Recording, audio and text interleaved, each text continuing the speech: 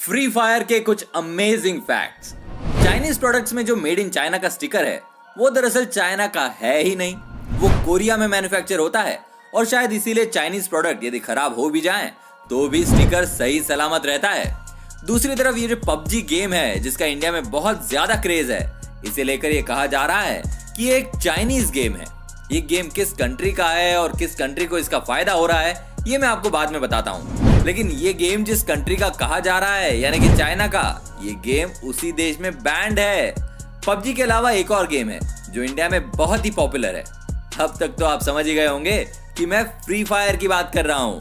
दोस्तों, free fire game जिसके दीवाने आज पूरी दुनिया में है और अब इस गेम को खेलने वालों की दीवानगी इतनी बढ़ गई है कि एक टाइम ऐसा था जब हर कोई इस गेम को खेलते हुए दिख जाता था। शायद आपने भी ये गेम खेला होगा या इसका नाम तो सुना ही होगा, और अगर नहीं खेला है तो आज की वीडियो देखने के बाद आप भी इस गेम को जरूर खेलना चाहेंगे। तो चलिए शुरू करते हैं आज का ये वीडियो, और इस गेम से रिलेटेड पूरी जानकारी के लिए एंड तक ये वीडियो जरूर देखिएगा, क्योंकि इसके बाद आप अपने दोस्तों के सामने इन फैक्ट्स को बताकर अच्छा खासा इंप्रेशन जमा सकते हैं। और कुछ सवाल है फ्री फायर से रिलेटेड जिनके जवाब हम आपको इस वीडियो के एंड में देंगे, और वो सवाल कुछ ऐसे हैं कि क्या आपको पता है कि फ्री फायर की पॉपुलैरिटी कितनी है, या फ्री फायर को कितने अवार्ड मिल चुके हैं, या फिर क्या आपको पता है कि फ्री फायर में बम फेंकने के कितने सेकंड बाद वो ब्लास्ट होता है, या फिर क्या ये आपको पता है कि फ्री फायर में जो ये वर्ड बूया है इसका एग्जैक्ट मीनिंग क्या है, और ये कि फ्री फायर किन देशों में सबसे ज्यादा खेला जाता है। हम इन सब सवालों के जवाब आपको इस वीडियो के एंड में देंगे। तो अभी शुरू करते हैं अपना video. So let's start the game. Number 1, free fire बनाने का आइडिया कब और कैसे आया। हम सब गेम्स तो सारे खेल लेते हैं, पर इन गेम्स को खेलते समय हम एक बात ये भी सोचते हैं कि यार अगर ये गेम इन्वेंट नहीं हुआ होता तो हम अभी क्या कर रहे होते। और हम में से कुछ तो इतने डाई हार्ट फैंस होते हैं इस गेम्स के कि अगर हमें ये गेम खेलते दौरान कोई डिस्टर्ब कर दे तो फिर उसकी खैर नहीं।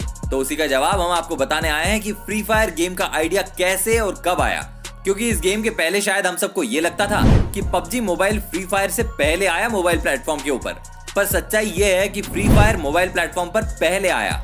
और वो कहते हैं ना कि हर इन्वेंशन के पीछे एक स्टोरी होती है, वैसे एक स्टोरी 2017 में है जिसने फ्री फायर को मोबाइल प्लेटफॉर्म पर लॉन्च करने का आइडिया दिया। हमने बैटल रॉयल गेम्स का नाम 2017 से ज्यादा सुनना शुरू किया, क्योंकि वो साल था जब सारे बैटल रॉयल गेम्स इतने पॉपुलर हो रहे थे। हम में से मोस्टली लोग जानते होंगे कि बैटल रॉयल गेम्स का क्या मतलब है, तो जो लोग नहीं जानते तो उन्हें हम बता दें कि बैटल रॉयल एक online multiplier video game genre है जिसमें गेम प्लेयर को एंड तक सरवाइव करना पड़ता है, और जो भी प्लेयर एंड तक सरवाइव कर लेता है वो विनर होता है गेम का। बैटल रॉयल गेम का नाम 2000 में आई हुई एक मूवी जिसका नाम भी बैटल रॉयल ही था वहां से लिया गया है, और ये मूवी भी एक नॉवेल पर बेस्ड थी जिसका नाम भी बैटल रॉयल ही था। तो आई होप अब आप सबको क्लियर हो गया होगा कि बैटल रॉयल का मतलब क्या होता है। 23 मार्च 2017 को प्लेयर्स अननोन बैटलग्राउंड का पीसी वर्जन रिलीज हुआ था, जिसको हम लोग पबजी के नाम से जानते हैं, जिसने बैटलग्राउंड गेम्स की दुनिया में तहलका मचा दिया था। और उसके बाद से हर एक ऑनलाइन गेमर की जुबान पर बस एक ही नाम था, वो था पबजी का। इस गेम चेंजिंग सिचुएशन को देखते हुए गैरेना कंपनी के फाउंडर फॉरेस्ट ली के दिमाग में एक आइडिया आया। उन्होंने सोचा कि ये पीसी पर खेलने वाला गेम है, क्यों ना इसी टाइप का एक गेम मोबाइल प्लेटफॉर्म के लिए बनाया जाए, क्योंकि पीसी के कंपैरिजन में मोबाइल तो सब लोगों के पास होता है, और उस समय तक मोबाइल पर कोई भी बैटल रॉयल गेम नहीं था। फॉरेस्ट ली ने कभी सोचा भी नहीं होगा कि उनका ये आइडिया उन्हें करोड़पति बनाने वाला है। फॉरेस्ट ली को ये आइडिया आते ही उन्होंने इस गेम को बनाने का काम गैरेना की दो कंपनी 111 स्टूडियो वियतनाम और ओमेन स्टूडियो नीदरलैंड्स को दे दिया। और आप यकीन मानिए कि इन कंपनीज ने सिर्फ 7 महीने में यानी कि 20 नवंबर 2017 को इस गेम का बीटा वर्जन रिलीज कर दिया था। यहाँ आपको बता दें कि बीटा वर्जन गेम का वो वर्जन होता है जो गेम के रिलीज से पहले कुछ लिमिटेड यूजर्स को खेलने के लिए दिया जाता है, ताकि उनके रिव्यूज और सजेशंस के हिसाब से गेम के फाइनल रिलीज में चेंजेस और मॉडिफिकेशंस किए जा सके। फ्री फायर फाइनली रिलीज हुआ 4 दिसंबर 2017 को, और पबजी का मोबाइल वर्जन आया था फरवरी 2018, जो कि फ्री फायर के रिलीज होने के 2 महीने बाद की डेट थी। इसके बावजूद भी पबजी ने फ्री फायर को ऑनलाइन गेमिंग की दुनिया में बहुत पीछे छोड़ दिया था, और इसका सबसे बड़ा कारण ये था कि पबजी ने अपने गेम को वर्ल्ड वाइड प्रमोट किया था, और इस हद तक प्रमोट किया था कि कोई भी ऑनलाइन गेमिंग इससे नहीं बच पाया था। और वहीं दूसरी तरफ 2 महीने पहले लॉन्च होने का जो फायदा फ्री फायर उठा सकता था वो अपने ऑनलाइन प्रमोशन ना होने की वजह से गैरेना नहीं उठा पाया। पर वो होता है ना कि हम गलतियों से ही सीख लेते हैं, और इसी गलती से गैरेना ने सीख ली, और उसके बाद उन्होंने फ्री फायर का अच्छा खासा वर्ल्ड वाइड प्रमोशन शुरू कर दिया, जिसके बाद से फ्री फायर ने पीछे मुड़कर कभी नहीं देखा। Number 2, back story. अब हम बात करेंगे फ्री फायर की बैक स्टोरी की, क्योंकि किसी भी गेम की बैक स्टोरी जानने के बाद ही आपको ये पता चलता है कि वो गेम किस कंसेप्ट पर बना हुआ है।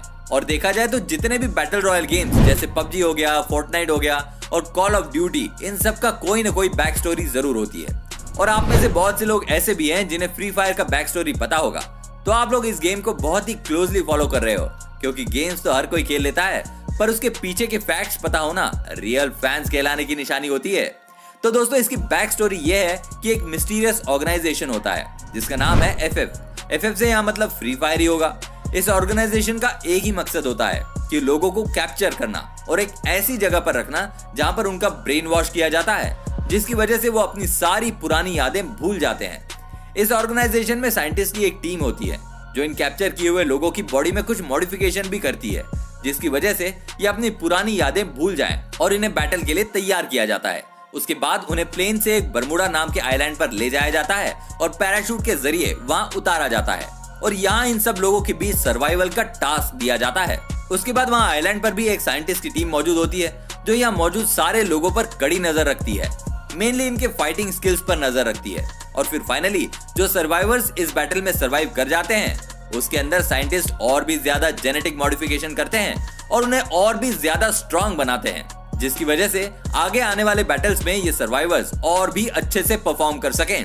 तो दोस्तों, अब आपको पता चल चुकी होगी फ्री फायर की बैक स्टोरी, तो आप इस गेम को खेलने से पहले इसके कंसेप्ट जान चुके हैं। नंबर 3, दोस्तों, अभी जिस वक्त ये वीडियो हम बना रहे हैं उस वक्त तक आप गूगल प्ले स्टोर में जाकर देखें तो आपको पता चलेगा कि फ्री फायर के करीबन 500 मिलियन प्लस डाउनलोड्स हो चुके हैं।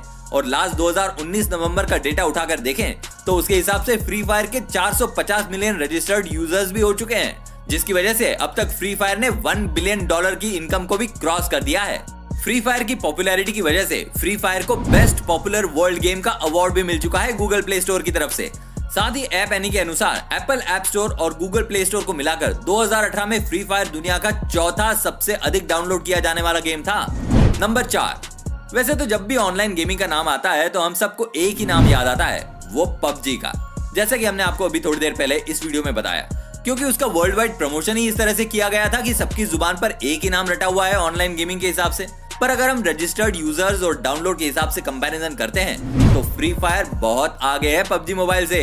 पर वो इसलिए नहीं कि पबजी की पॉपुलैरिटी कम है, क्योंकि इसकी पॉपुलैरिटी के बारे में तो हम सभी जानते हैं, पर फ्री फायर के ज्यादा डाउनलोड का सिर्फ एक ही कारण है, वो ये है कि फ्री फायर का गेम साइज पबजी के कंपैरिजन में 3 गुना कम है।